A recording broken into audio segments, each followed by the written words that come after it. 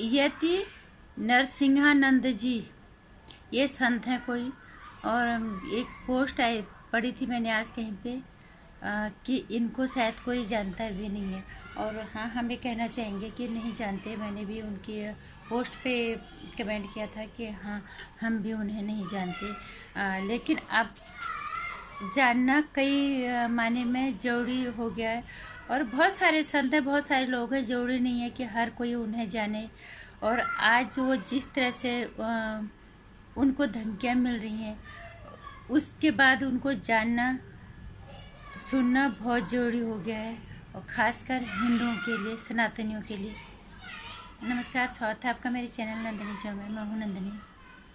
मैंने आज एक पोस्ट पढ़ी थी। पोस्ट नहीं, ये हकीकत भी है। हर जगह 300 करोड़ का इनाम रख दिया गया है यति नरसिंहानंद जी को मारने का। और यहाँ हिंदू को मालूम भी नहीं होगा कि ये संत है कौन। यही दुर्भाग्य है हमारे हिंदुस्तान का। मैं यति नरसिंहानंद जी के साथ हूँ, ये उनकी पोस्ट थी। ये तो सही है उनका कि मैं उनके साथ हूँ, लेकिन ये सवाल थोड़ा सा लग रहा है कि उनको शायद कोई जानता भी नहीं होगा। निश्चित रूप से कोई नहीं जानता। हम भी नहीं जानते। डासना वाला जब केस हुआ है, इसके बाद ही लोग जानते हैं। लाखों करोड़ों संत हमारे देश में है, अलग अलग क्षेत्रों में उन्होंने अपने काम किए हैं। और उनका ये कहना है कि दुर्भाग्य की बात है कि हिंदुस्तान के लोग उन्हें शायद जानते भी नहीं होंगे। और मैंने भी ये कमेंट किया था कि हम भी नहीं जानते। बहुत सारे संत हैं, बहुत सारे लोग हैं, सब ने अच्छे अच्छे काम किए हैं अपने अपने क्षेत्रों में। अब हर किसी को जानना इतना आसान तो नहीं है। वो तो आज सोशल नेटवर्किंग का साइट का ज़माना है, तो लोग बहुत सारे लोगों को जानने लगे, अनजान लोग भी जान पहचान के बनने लग गए। लेकिन ऐसे हर किसी को पहचानना थोड़ा मुश्किल है। लेकिन अब जब से डांसने वाला केस हुआ है, नरसिंहानंद जी एकदम सुर्खियों में आ गए, क्योंकि इन्हें कोई इनके नाम से ये कौन लाख का इनाम रखा है कि उनकी गर्दन काटेगा। और कोई 300 करोड़ का अलग अलग तरह से जो है उन पे इनाम रखा जा रहा है, उनको धमकी दी जा रही है। और सबसे बड़ी बात है कि दिल्ली के जो आपके जो विधायक है अमानतुल्ला खान, ये अमानतुल्ला खान आपके विधायक हैं।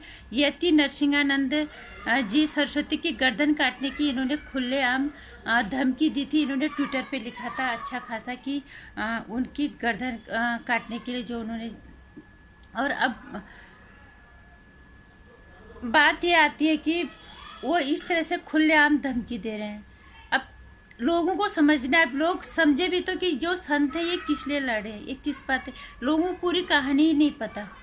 इनकी जीवनी पे तो खैर हम फिर जाएंगे, बाद में जाएंगे। मैंने भी आज ही उनकी जीवनी पढ़ने की कोशिश की है। लेकिन मेन जो मुख्य रूप से जो लड़ रहे हैं वो हिंदुत्व के लिए लड़ रहे हैं, सनातन के लिए लड़ रहे हैं। और अब बात आती है एकता की, हिंदुत्व की और सनातनी एकता की बात आती है।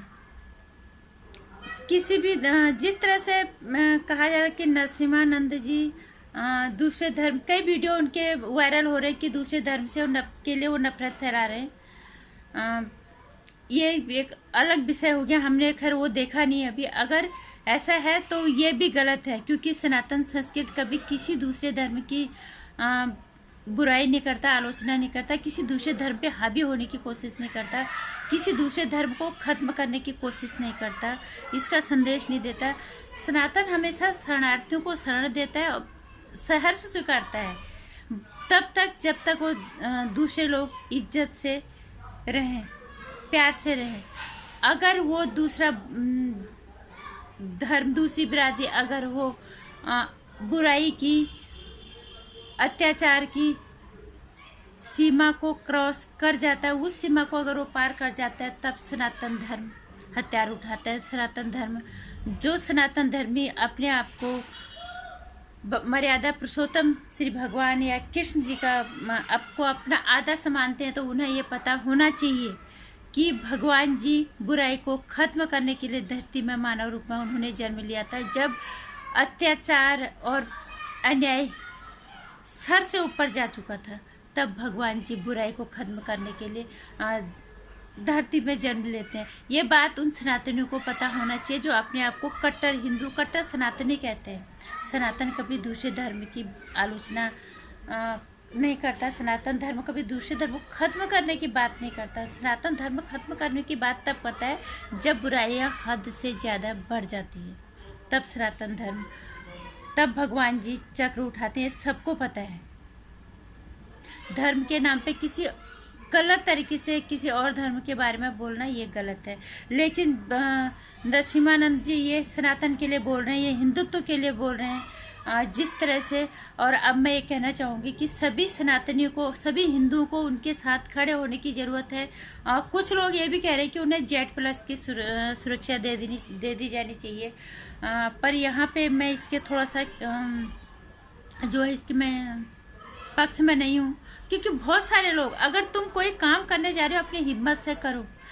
और यहाँ पे एकता दिखाने की जरूरत है। हिंदुत्व की को, सनातनी को यही एकता की जरूरत है कि किसी और को हिम्मत ना पड़े, सिर्फ बोलने तक, वो करने तक ना आए। अगर हिंदुत्व एक नहीं होगा, सनातनी एक नहीं होगा, तो तुम कब तक सुरक्षा मांगते रहोगे? अपनी एकता का प्रमाण दो। अगर कोई सही के रास्ते पे है तो अपनी एकता का प्रमाण दो। मैं हमेशा कहती हूँ, कभी भी मैं सनातन धर्म का प्रचार प्रसार करूंगी, क्योंकि मैं सनातनी हूँ। मेरा जन्मसिद्ध अधिकार है। मैं किसी दूसरे धर्म की बुराई या किसी दूसरे धर्म की निंदा अपनी वीडियो के माध्यम से कभी नहीं करूंगी, जब तक कि कोई दूसरा धर्म मेरे विचारों पे हावी ना हो, मुझ पे हावी होने की कोशिश ना करे, तब तक।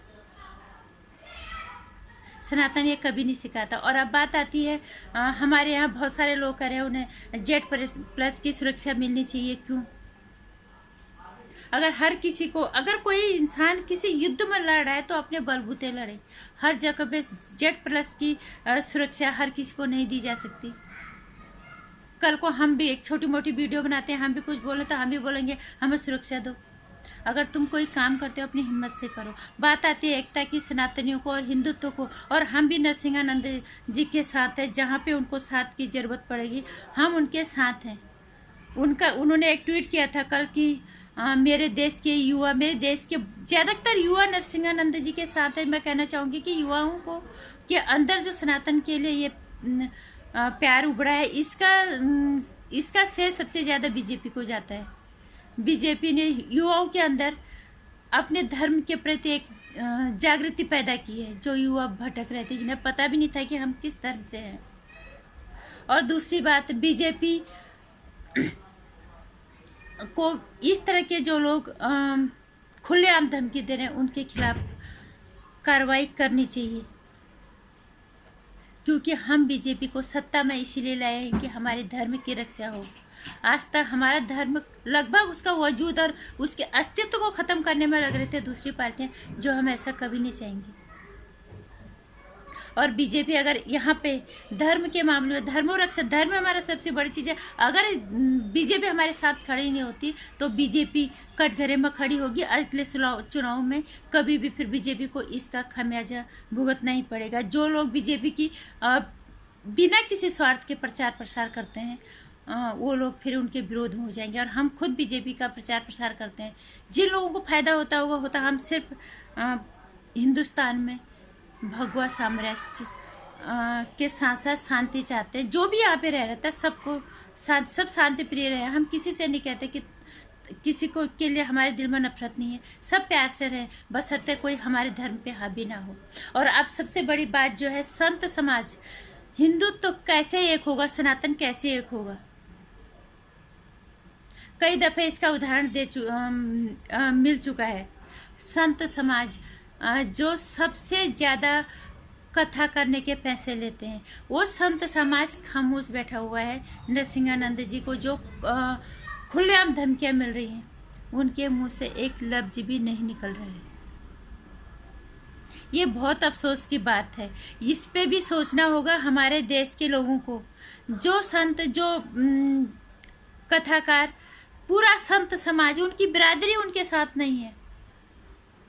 जो इतना पैसा, लाखों रुपया लेते हैं 2-2, 3-3 घंटे का, जब सनातन खतरे में आता है, जब और धर्म की रक्षा करने का उन्होंने ठेका ले रखा है, वो एक शब्द कहीं पे भी नहीं बोलते। नरसिम्हानंद जी के साथ कोई भी संत खड़ा नहीं है, कोई भी संत उनके पक्ष में बात नहीं करा। उन्होंने ट्वीट भी किया था, दुख भी जाहिर किया था, लेकिन खुशी इस बात की जताई थी कि मेरे देश का युवा मेरे साथ खड़ा है और मेरी ये सबसे बड़ी ताकत है। और नरसिंहानंद जी अगर वो सही राह पे हैं, वो सच में हमारे सनातन को बचाने के लिए कर रहे हैं, हमारे हिंदुत्व के साथ कर रहे हैं, वो किसी धर्म के लिए नफरत नहीं फैला रहे, वो सच में हिंदुत्व की और सनातन की रक्षा के लिए खड़े हैं, तो हम उनके साथ पूरे मन और वचन के साथ हैं। जहाँ पे भी उनको जरूरत पड़ी पूरे सनातनी उनके साथ रहेंगे। लेकिन सनातन के नाम पे दूसरे धर्म की बुराई, दूसरे धर्म की आलोचना, ये सनातन धर्म कभी संदेश नहीं देता है। सनातन धर्म कभी किसी पे हावी नहीं होता है।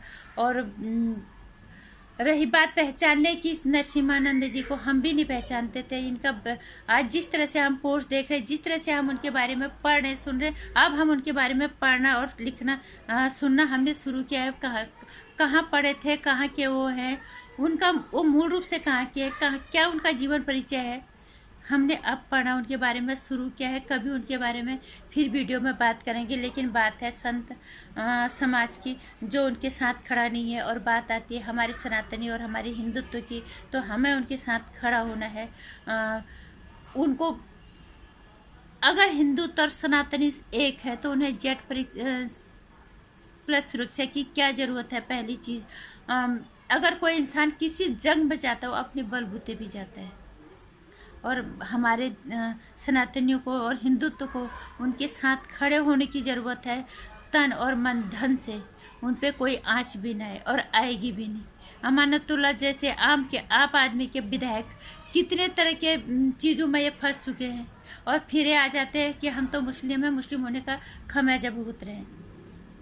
बोलने से पहले वो ये नहीं सोचता क्या, ये नहीं सोचते हम क्या बोल रहे हैं। अभी भारतीय जो इनका विधायक है, उसने योगी के बारे में कितना कुछ बोल दिया था।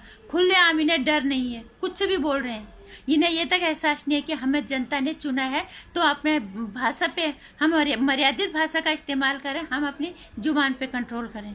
और वहीं अमानतुल्लाह खान ये सीधे सीधे गर्दन काटने की धमकी देता है।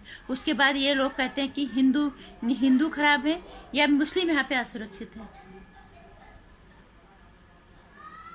बस सोचने की बात है। जहाँ हिंदू और सनातनियों को एक होने की जरूरत है, वहाँ पे एक हो, अपनी एकता का परिचय दो, ताकि कोई तुम पे हावी होने से पहले 10 बार सोचे। अमानतुल्लाह जैसे लोग ही घटिया लोग हैं। एक आम आदमी को अपनी निजी जिंदगी से फुर्सत नहीं मिलती। इनके जैसे लोग हैं जिन्हें जनता ने चुन के भेजा है। या ये जो भारतीय था जिसने योगी के बारे में बोला था, तो इस तरह के लोग अगर हावी होते तो इनको सबक सिखाना बहुत जरूरी है। और ये सबक हम लोग ही एक होके सिखा सकते हैं, तभी सिखा पाएंगे जब हम अपनी एकता का प्रमाण देंगे। और रही बात नंद जी की, इनके साथ हम खड़े रहेंगे जहाँ पे भी इनकी जान को बिना मतलब के लोग धमकी दे रहे हैं खुलेआम यहाँ पे।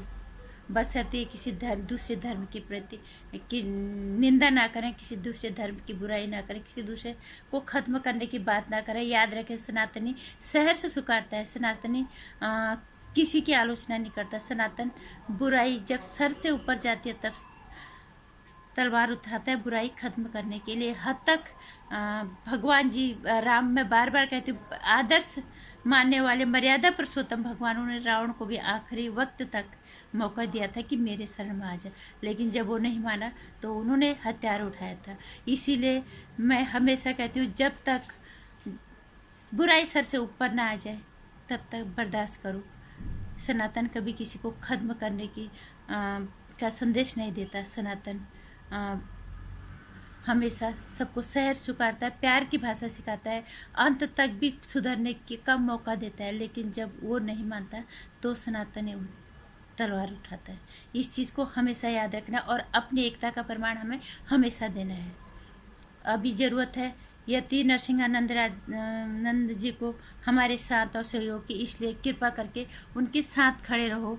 उनको अकेला महसूस ना हो, उन्हें ये लगे कि आप हिंदुत्व और सनातन के लिए लड़े हो तो आप अकेले नहीं हो, हम आपके साथ हैं, हर जगह पे, हर स्थिति में, कहीं पे भी। जय श्री राम।